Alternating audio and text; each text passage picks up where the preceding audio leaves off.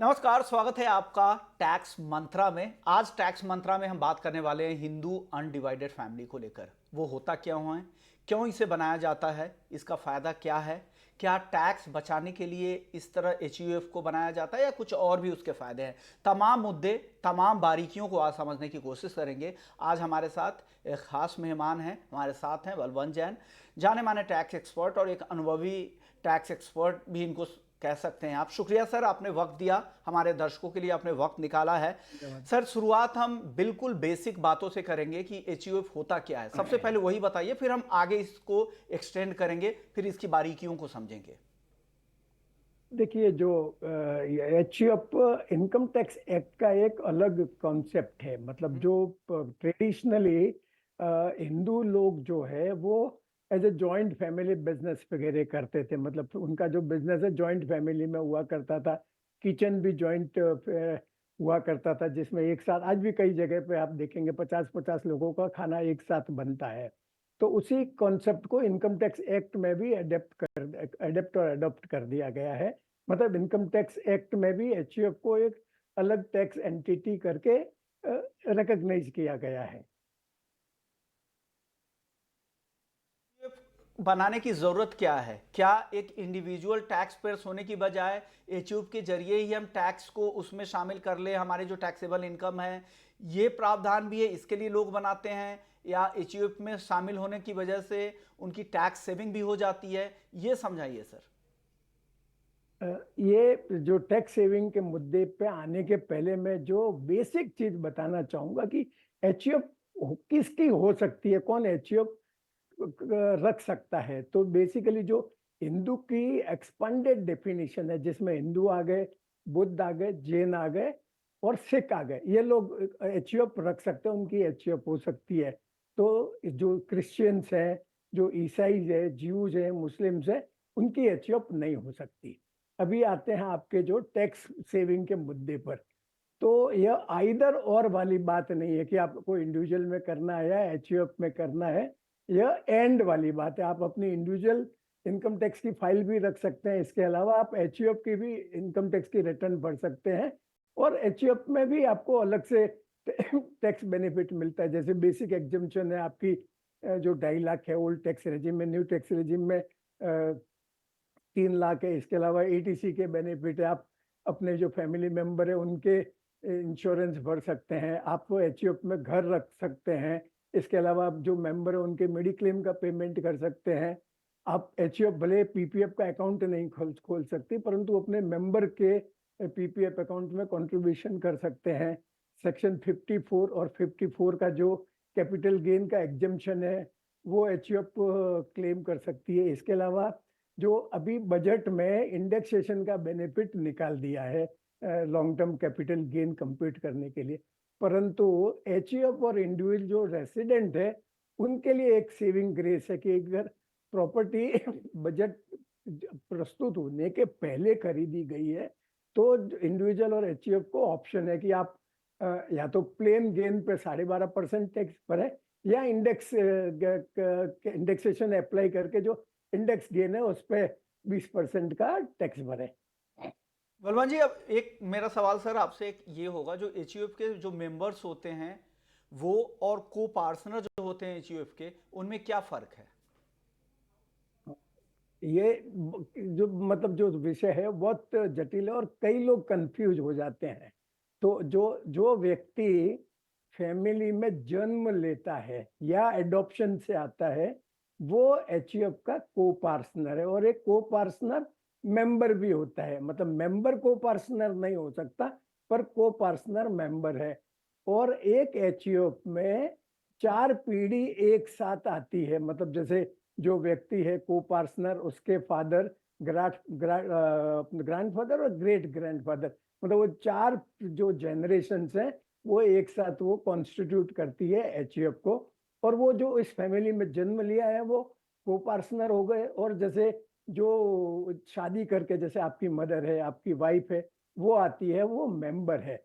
तो जो को पार्टनर है उसको जो एचयूएफ की प्रॉपर्टी के पार्टीशन मांगने का हक है। जो मेंबर है उसको पार्टीशन का मांगने का हक नहीं है। परंतु जो मदर है उस अगर जब भी पार्टीशन होता है तो मदर को बेटे के बराबर का हिस्सा पार्टीशन के समय, एचयूएफ के पार्टीशन के समय मिलेगा।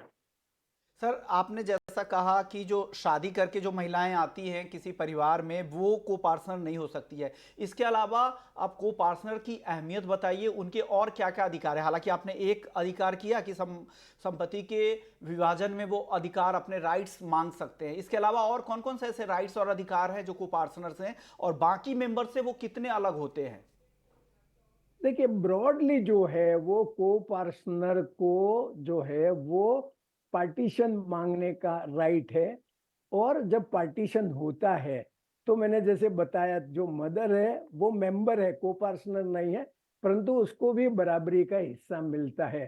को पार्टनर और मेंबर दोनों है, उनको एचयूएफ की इनकम और प्रॉपर्टी में से मेंटेन करने की जवाबदारी एचयूएफ की है। परंतु जब पार्टीशन होगा तो जो दूसरे मेंबर है, जैसे आपकी वाइफ है और आपके फादर की एचयूएफ है, तो आपकी वाइफ को उसमें जो पार्टीशन होगा उसमें हिस्सा नहीं मिलेगा। जो हिस्सा आपके हाथ में आएगा उसमें से उनको हिस्सा मिलेगा। मतलब जो जो को पार्टनर है, जैसे आप है, आपके भाई है, उन सबको एचयूएफ की जो पार्टीशन पे प्रॉपर्टी पे हिस्सा मिलेगा। सर एक सवाल अब डॉटर से रिलेटेड है, क्योंकि बेटियों के हक की बात हमेशा होती है। अब टैक्स नियम में प्रॉपर्टी के बंटवारे में भी अब बेटियों का हक है, तो एचयूएफ में बेटियों के क्या अधिकार होते हैं, क्या वो को पार्टनर बन सकती है, और उनके लिए क्या क्या राइट्स है एचयूएफ में, ये भी आप क्लियर कर दीजिए सर। देखिए ऐसा है कि जो सितंबर 2005 में जो हिंदू सक्सेशन एक्ट है उसका जो सेक्शन 6 है उसको अमेंड कर दिया गया। उसके पहले बेटियों को पार्टनर नहीं माना जाता था और बेटियां भी मेंबर ही मानी जाती थी, तो उनको पार्टीशन मांगने का हक नहीं था, पार्टीशन पे उनको हिस्सा नहीं मिलता था। परंतु जो सेक्शन 6 का अमेंडमेंट हो गया सितंबर 2005 में, उसके बाद में बेटियां भी को पार्टनर हो गई है और वो बेटे के बराबर हो गई हर मामले में। मतलब वो पार्टीशन का हक मांग सकती है, पार्टीशन पे उनको उनका शेयर भी मिलेगा। ओके सर, अब एक अधिकार मैं एक और को पार्टनर के बारे में ये जानना चाह रहा था कि वो कर्ता से कितना अलग हैं, और क्या को पार्टनर ही एचयूएफ के कर्ता बन सकते हैं। हाँ देखिए ऐसा है कि जनरली जो सीनियर मोस्ट को पार्टनर है वो कर्ता बनता है एचयूएफ का। और अगर वो जो सीनियर मोस्ट को पार्टनर है वो विलिंग नहीं है तो उसके बाद में जो दूसरा को पार्टनर है वो कर्ता बनता है। जो अगर जैसे आपके घर में आपकी बहन सबसे बड़ी है तो जो कर्ता की डेथ के बाद में बहन कर्ता बन सकती है। और इवन शादी के, बहन की शादी हो गई, वो दूसरे घर में गई तो भी वो को पार्टनर रहेगी और आपकी जो पेरेंट्स की एचयूएफ है उसकी वो कर्ता भी बन सकती है। एक व्यक्ति जैसे मैंने बताया 4 एचयूएफ का मेंबर हो सकता है, आपकी खुद की एचयूएफ, आपके फादर की एचयूएफ, ग्रैंडफादर की और ग्रेट ग्रैंडफादर की एचयूएफ का मेंबर हो सकता है। और उसी तरह 4 एचयूएफ का कर्ता भी हो सकता है एक साथ में। ओके, यानी ये अच्छी बात है कि आप चार चार एचयूएफ के कर्ता भी हो सकते हैं और उसके मेंबर्स भी एक साथ में हो सकते हैं। पिता, दादा, परदादा के एचयूएफ का सदस्य एक व्यक्ति हो सकता है, और एक व्यक्ति एक से अधिक एचयूएफ का कर्ता भी हो सकता है। अब वलवन सर, अब एक मेरा सवाल ये है कि एचयूएफ में अगर कर्ता की डेथ हो जाती है उसके बाद क्या बदलाव होते हैं, फिर चीज़ें कैसे बदलती है, और फिर नेक्स्ट जनरेशन या जो नेक्स्ट अब बाकी मेंबर्स में चीज़ें कैसे बढ़ती है, कौन इसे इस लेगेसी को फिर आगे लेकर जाता है। देखिए ऐसा है विष्णु जी की कर्ता की डेथ के बाद में जो फैमिली में सीनियर मोस्ट को पार्टनर है वो उसका कर्ता बनता है। मतलब कर्ता की मृत्यु होने के बाद में एचयूएफ जो है वो एचयूएफ का द एंड नहीं होता है। मतलब मैंने जैसे बताया कि 4 जनरेशन तक एक एचयूएफ चलती है, तो कर्ता की डेथ के बाद में जैसे सीनियर मोस्ट मेंबर, जैसे मैंने बताया अगर आपके फादर की एचयूएफ और फादर की डेथ होने के बाद में अगर आपकी सिस्टर सबसे बड़ी है तो आपकी सिस्टर भी करता हो सकती है। आप बड़े हैं तो आप भी करता हो सकते हैं। परंतु जैसे आपकी सिस्टर बड़ी हो तो आपकी सिस्टर कहती है मैं तो दूर रहती हूँ और मैं करता नहीं बनना चाहती हूँ, तो उनकी उस अनिच्छा की स्थिति में आप भी कर्ता बन सकते हैं। ओके। माइनर जो है वो कर्ता बन सकता है, परंतु वो चूंकि कॉन्ट्रैक्ट नहीं कर सकता, मतलब वो जो 18 साल से कम है, तो उसकी जो मदर है वो she can represent a minor in the HUF. Okay sir, कर्ता के क्या क्या काम होते हैं ये बता दीजिए, और एचयूएफ अगर मुझे बनाना है, मैं अपने परिवार के लिए एचयूएफ बनाना चाहता हूं, तो क्या क्या कानूनी कार्रवाई मैं कैसे बनाऊं, कैसे शुरुआत करूं, वो बेसिक बातें भी बताइए। कैसे जाऊं, कैसे मैं शुरू करूं? देखिए, ऐसा है कि कर्ता का काम होता है कि जो एचयूएफ की जो प्रॉपर्टी है हाँ। उसको मैनेज करना, उस एचयूएफ का अगर बिजनेस है तो बिजनेस को चलाना, बिजनेस से रिलेटेड सब डिसीजन लेना। जहां तक सवाल एचयूएफ बनाने का है, तो विश्व मोहन जी, मैं एक बात कहना चाहूंगा आपको कि एचयूएफ बनाई नहीं जाती है। मतलब जैसे पार्टनरशिप फर्म बनती है, प्राइवेट लिमिटेड कंपनी बनती है, वैसे एचयूएफ बनाई नहीं जाती है। एचयूएफ का जैसे जो हिंदू लॉ के हिसाब से, तो जैसे ही शादी होती है वैसे हिंदू फैमिली बन जाती है, परंतु चूंकि इनकम टैक्स एक्ट में जो को पार्सनरी प्रॉपर्टी से रिलेटेड है, तो जब हस्बैंड एंड वाइफ की शादी के बाद में उनके घर में जब भी बच्चा होता है, मतलब कम एचयूएफ कॉन्स्टिट्यूट करने के लिए कम से कम 2 को पार्टनर का होना जरूरी है। तो आपके घर में जैसे ही आपका बच्चा का जन्म हुआ, तभी आपकी एचयूएफ एग्जिस्टेंस में आ गई। एचयूएफ के पास भले प्रॉपर्टी नहीं हो, परंतु एचयूएफ एग्जिस्टेंस में आ गई। और फिर आप इनकम टैक्स का पैन नंबर वगैरह का एप्लीकेशन कर सकते हैं। इनकम जो पैन नंबर का एप्लीकेशन के लिए नॉर्मली जो है वो इनकम टैक्स डिपार्टमेंट इंसिस्ट करता है कि आप एक एफिडेविट बना के दे दीजिए कि आपके एचयूएफ में कौन कौन को पार्टनर, कौन कौन मेंबर है, और उसका जो एग्जिस्टेंस में कब आई। जैसे मैंने बताया कि आपके घर में जैसे ही बच्चा जन्म हुआ, उसी दिन आपकी एचयूएफ एग्जिस्टेंस में आ गई, तो वो डेट आपको देनी पड़ती है। कई लोगों को कंफ्यूजन है कि शादी होते ही एचयूएफ हो जाती, एग्जिस्टेंस में आ जाती है। वो इंप्रेशन गलत है, क्योंकि एचयूएफ जो है वो कोपार्सनरी राइट्स के बारे में, और जब तक एक से ज्यादा कोपार्सनर नहीं होंगे तब तक कोपार्सनरी इंटरेस्ट क्रिएट नहीं होता है, और तब तक एचयूएफ एग्जिस्टेंस में नहीं आ सकती। ओके, चलिए आपने अच्छे से समझा दिया कि कर्ता के काम क्या होते हैं, और साथ ही एचयूएफ अगर आप की तैयारी कैसे होती है, कैसे शुरुआत की जाती है, कैसे इसका फॉर्मेशन होता है, पूरी प्रक्रिया आपने बता दी। अब मेरा सवाल एक एक करके चीज़ों पे आएगा कि एचयूएफ गिफ्ट के सिलसिले में अगर कोई गिफ्ट देता है एचयूएफ को, तो उसका ट्रीटमेंट टैक्स में कैसे होता है, और गैर सदस्यों से गिफ्ट मिलने पर टैक्स के नियम क्या है? पुष्पमोहन जी, पहले मैं बताऊंगा कि एचयूएफ गिफ्ट लेती है उसके क्या इम्प्लीकेशंस हैं। इनकम टैक्स एक्ट का जो सेक्शन 56 है उसके हिसाब से, अगर आपके पूरे साल में 50,000 से ज्यादा की एग्रीगेट गिफ्ट होती है सब सोर्स स्रोत से मिला के, तो वो आपकी इनकम गिनी जाती है। 50,000 से कम अगर साल में कुल मिला के सब गिफ्ट है तो वो इनकम नहीं मानी जाती है। परंतु कोई स्पेसिफाइड रिलेटिव्स है, उनसे कितनी भी गिफ्ट आए आपको, वो इनकम नहीं मानी जाती है। और एचयूएफ के संदर्भ में उसके जो मेंबर है, भले को पार्टनर है या मेंबर है, वो रिलेटिव माने जाते हैं।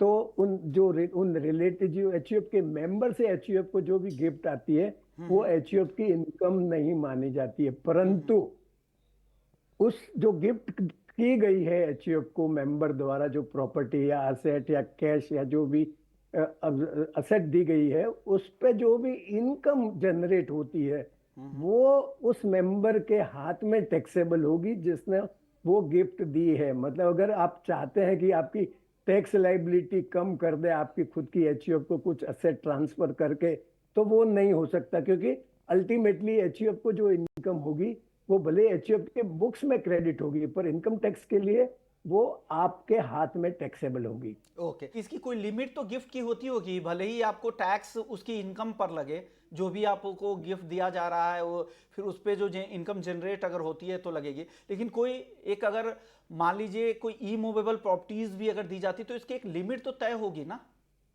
नहीं नहीं, इनकम टैक्स एक्ट में मेंबर कितनी असेट अपनी एचयूएफ को गिफ्ट दे सकता है इसके बारे में कोई लिमिट नहीं है। ओके। एक लिमिट जरूर है कि आप कैश में जो है एक बार में 2 लाख रुपए से ज्यादा गिफ्ट नहीं दे सकते आप एचयूएफ को या किसी को भी।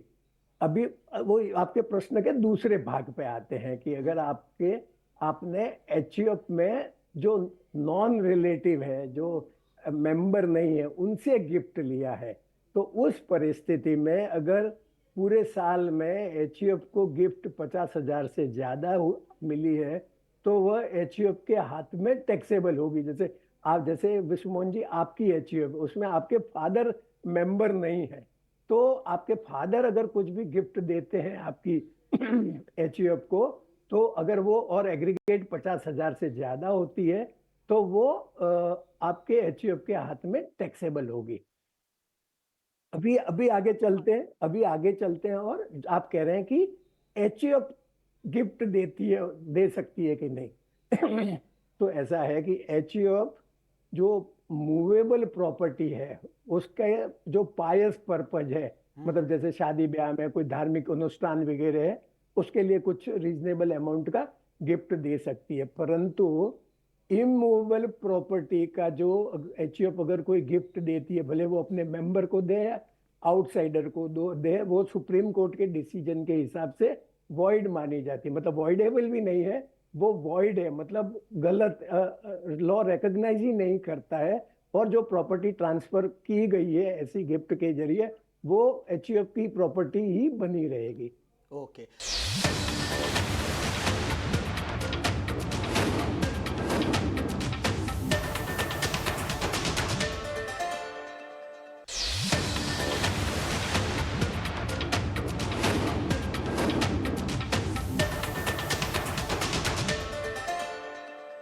सर अब बात कर लेते हैं, अब गिफ्ट की बात हो गई, टैक्स के कॉम्प्लिकेशंस उससे रिलेटेड क्या हैं वो भी आपने बता दिया।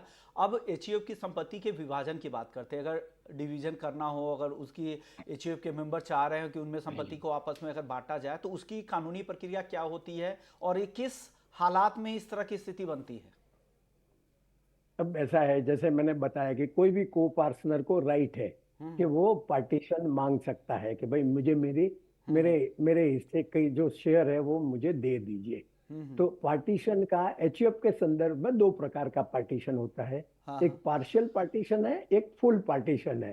तो पार्शियल पार्टीशन में अभी जैसे किसी ने, बेटे ने बोला मेरे को तो अलग होना है, मैं तो आपके साथ नहीं रहना चाहता, मेरे को एचयूएफ के हिस्सा है वो मुझे दे दीजिए। तो अगर आप उस बेटे का हिस्सा निकाल के दे देते हैं और बाकी सब मेंबर एचयूएफ में बने रहते हैं, तो वो पार्शियल पार्टीशन माना जाता है, वो उसको पार्शियल पार्टीशन कहते हैं। परंतु इनकम टैक्स एक्ट में पार्शियल पार्टीशन को रिकॉग्नाइज नहीं किया गया है। तो अगर आप अपने बेटे को कोई भी पार्शियल पार्टीशन पे कोई भी असेट देते हैं, तो इनकम टैक्स एक्ट उसको रिकॉग्नाइज नहीं करेगा।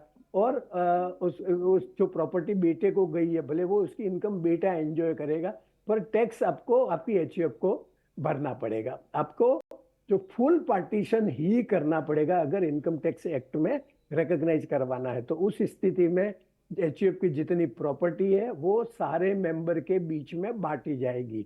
और अगर बाकी मेंबर्स को कोई ऑब्जेक्शन नहीं है तो वो समान अनुपात में बांटने की जरूरत नहीं है। अगर सब मेंबर चाहे तो सबकी सब पूरी की पूरी प्रॉपर्टी एक को पार्टनर या एक मेंबर को भी दी जा सकती है। ओके। और पार्टीशन, जो इनकम टैक्स एक्ट में जो फुल पार्टीशन होता है, वो आपको इनकम टैक्स एक्ट में, इनकम टैक्स ऑफिस में एप्लीकेशन करके उसको रिकॉग्नाइज कराने का, मतलब वो जो फुल पार्टीशन हुआ है उसका ऑर्डर रिकॉर्ड करने का ऑर्डर लेना जरूरी है। अगर आपने इनकम टैक्स ऑफिसर से फुल पार्टीशन का ऑर्डर नहीं लिया है तो भी वो फुल पार्टीशन रिकॉग्नाइज नहीं होता है। ओके सर, अब बात करते हैं कि किसी भी तरह की खरीदारी करते हैं, अगर एचयूएफ के जरिए किसी भी प्रॉपर्टीज़ की, कोई रियल एस्टेट से रिलेटेड कोई भी डील्स होते हैं, जितनी भी खरीदारी होती है, तो उस खरीदारी से जुड़े हुए टैक्स नियम क्या है, और उन पर अगर सेल्फ ऑक्यूपाइड नहीं है तो क्या उन पे उनको रेंटल इनकम दिखाया जाता है बुक में, एचयूएफ की बुक में? देखिए ऐसा है विस्मोहन जी की जो प्रॉपर्टी की परचेज या ओनरशिप के जो कायदे हैं हम्म। उसमें एचयूएफ का और इंडिविजुअल में दोनों में कोई फर्क नहीं है। ओके। तो इनकम टैक्स एक्ट के हिसाब से एक हम्म। व्यक्ति भले चाहे वो इंडिविजुअल हो या एचयूएफ हो, हम्म। दो मैक्सिमम दो प्रॉपर्टी सेल्फ ऑक्यूपाइड रख सकता है। हम्म। उससे ज्यादा अगर सेल्फ प्रॉपर्टी सेल्फ ऑक्यूपाइड है, जैसे मान लीजिए आप एचयूएफ के आपके चार प्रॉपर्टी है और एचयूएफ के मेंबर अलग अलग जगह पे रहते हैं और वो उस प्रॉपर्टी में रहते हैं, तो वो चारों प्रॉपर्टी सेल्फ ऑक्यूपाइड हो गई। परंतु इनकम टैक्स एक्ट आपको सिर्फ दो प्रॉपर्टी ही सेल्फ ऑक्यूपाइड अलाउ करता है, और ओके। इसके ऊपर जितनी भी प्रॉपर्टी सेल्फ ऑक्यूपाइड है तो वो आपको चॉइस है, आपको डिसाइड करना है कि मेरी ये दो प्रॉपर्टी है जो वो मेरी सेल्फ ऑक्यूपाइड प्रॉपर्टी है, और बाकी जो दो प्रॉपर्टी है जिसमें आपके एचयूएफ के मेंबर रहते हैं, तो भले आपको किराया नहीं मिलता है परंतु आप उस पर वो deem to have been let out मानी जाएगी। मतलब ऐसा माना जाएगा कि वो किराए पे दी गई है, और मार्केट जो रेंट आना चाहिए, जो नोशनल रेंट है, वो आपको इनकम टैक्स में आईटीआर में बताना पड़ेगा। और विश्वमोहन जी मैं बताऊंगा कि ये नोशनल रेंट है, नॉमिनल रेंट नहीं है। मतलब जो हम्म। मार्केट में जो उस प्रॉपर्टी का रेंट आ सकता है, कि जो जितने किराए पे वो प्रॉपर्टी उठवाई जा सकती है, वो आपको एचयूएफ के आईटीआर में बताना पड़ेगा। ओके। सर अब मेरा सवाल होगा, क्योंकि एक कह सकते हैं कि स्वतंत्र यूनिट है एचयूएफ, तो क्या इसमें जो टैक्स, अगर यहाँ पे आप किसी एचयूएफ की तरफ से किसी भी तरह के इन्वेस्टमेंट किए जाते हैं, क्या वो इन्वेस्टमेंट संभव है? और इंडिविजुअल की तरह एचयूएफ की भी उसी तरफ से एटीसी के तहत, या अगर मेडिक्लेम में एचयूएफ पूरे परिवार के लिए ले रहे हैं तो एटीडी के तहत इस तरह की टैक्स छूट भी का भी प्रावधान है कि एचयूएफ मेंबर्स के लिए? हाँ, मतलब मैंने बताया कि एचयूएफ की एक अलग से इनकम टैक्स की फाइल मानी जाती है। हम्म। एचयूएफ प्रॉपर्टी ओन कर सकती है, एचयूएफ इन्वेस्टमेंट कर सकती है, म्यूचुअल फंड में इन्वेस्टमेंट कर सकती है, इमूवेबल प्रॉपर्टी खरीद सकती है। एटीसी में जैसे आप मेंबर की लाइफ इंश्योरेंस पॉलिसी भर सकती है, मेंबर के पीपीएफ अकाउंट में पैसा डाल सकती है। सेक्शन 80D में क्लेम करने के लिए मेंबर की मेडिक्लेम पॉलिसी वगैरह ले सकती है। और मैंने जैसे बताया, सेक्शन अगर एचयूएफ रेसिडेंशियल हाउस बेचती है और दूसरा रेसिडेंशियल हाउस खरीदती है तो सेक्शन 54 में एग्जेम्पशन क्लेम कर सकती है।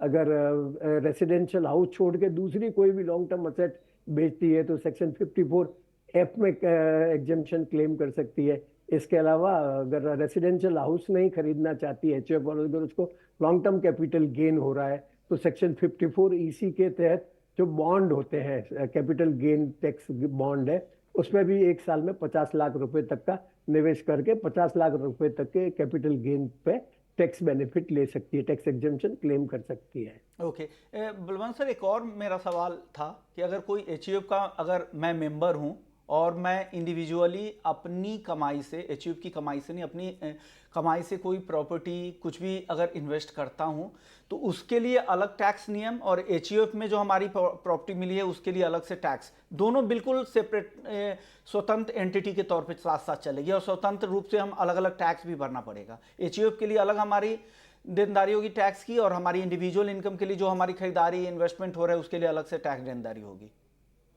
एकदम सही समझे आप। मतलब आप चाइनीज वॉल बनी हुई है आपकी इनकम टैक्स फाइल में और एचयूएफ की इनकम टैक्स फाइल में। मतलब आपकी इनकम है वो आपके आईटीआर में आपको बतानी है, और एचयूएफ की जो इनकम है वो आपको एचयूएफ के आईटीआर में बतानी है। ओके। आखिरी सवाल अब आपसे मेरा होगा बलवंत सर, अगर एचयूएफ ने अपनी, एचयूएफ का कोई भी मेंबर अगर वो शादी कर लेता है, मान लीजिए कोई, अगर आपकी बेटी है या किसी की बेटी अगर शादी कर लेती है किसी और रिलीजन में जाकर, तो क्या वो उसके बाद भी को पार्सनल जैस बनने की हकदार होती है? क्या वो एचयूएफ का हिस्सा रह सकती है, या धर्म परिवर्तन के बाद ये चीज़ें, उनके वो अधिकार वो खो देती हैं या खो देता है?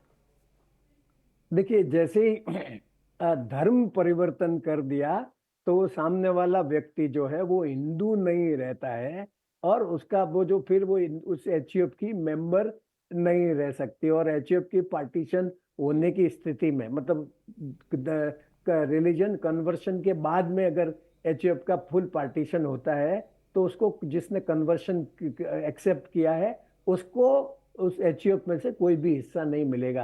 परंतु एक इंटरेस्टिंग बात मैं बताना चाहूंगा कि भले ही धर्म परिवर्तन कर दिया है, आपको एचईएफ में से हिस्सा नहीं मिलेगा, पर आपकी पेरेंट्स की डेथ के बाद में अगर पेरेंट्स ने विल नहीं बनाई है या पर्टिकुलर प्रॉपर्टी को विल में इंक्लूड नहीं किया है, तो धर्म परिवर्तन करने के बावजूद भी जिसने जो जो धर्म दूसरे धर्म में जो लड़की या लड़का गया है, पेरेंट्स की डेथ के बाद में उनको वो लीगल हेयर माने जाते हैं और डेथ के बाद में उनका प्रॉपर्टी पे हक बना रहेगा। ओके, यानी धर्म परिवर्तन के बाद भी आप हकदार उसी स्थिति में रहेंगे। आपकी भी पेरेंट्स के डेथ के बाद आप कानूनी तौर पर उनकी प्रॉपर्टी की जो उनके नाम पर होगी उनके अधिकार आपके पास शिफ्ट हो जाएंगे, ट्रांसफर हो जाएंगे।